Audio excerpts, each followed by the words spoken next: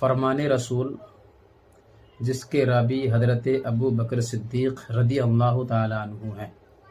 حضرت ابو بکر صدیق رضی اللہ تعالیٰ عنہ ارشاد فرماتے ہیں کہ آقا کریم صلی اللہ تعالیٰ علیہ وسلم نے ارشاد فرمایا، کیا میں تمہیں سب سے بڑے گناہ نہ بتاؤں؟ تو حضرت ابو بکر صدیق نے عرض کی، جی حضور ضرور بتائیے۔ ہر ایک انسان چاہتا ہے کہ بڑے گناہ کون کون سے ہیں ان کا علم ہمیں ہو جائے۔ تو صدیق اکبر رضی اللہ تعالیٰ عنہ نے سرکار کی بارگاہ میں عرض کی، یا رسول اللہ آپ ضرور بتائیے کہ وہ بڑے گناہ کون سے ہیں جو سب سے زیادہ بڑے گناہ ہیں۔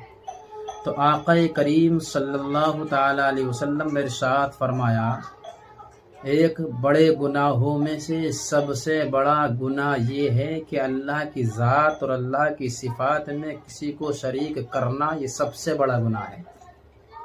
اور دوسرے گناہ کے بارے میں آقا کریم ارشاد فرماتے ہیں کہ سب سے بڑا گناہ، بڑے گناہوں میں سے دوسرا گناہ یہ ہے کہ والدین کی نافرمانی کرنا، والدین کو ستانا، والدین کو دھکے مارنا، والدین کے ساتھ میں برا سلوک کرنا، یہ سب سے بڑا گناہ ہے۔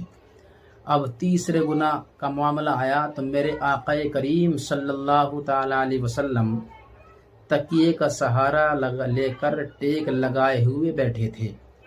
جب تیسرے گناہ کا معاملہ آیا تو میرے آقا جوش میں آ گئے اور جوش میں آ کر بیٹھ گئے اور سیدھے بیٹھے، اور بیٹھنے کے بعد سے زور زور سے فرمانے لگے کہ اے میرے جانثارو، اے میرے غلاموں، تیسرا گناہ یہ ہے سب سے بڑا، جو گناہوں میں بڑے گناہوں میں جو بڑا گناہ ہے وہ تیسرا گناہ یہ ہے کہ جھوٹ بولنا اور جھوٹی گواہی دینا۔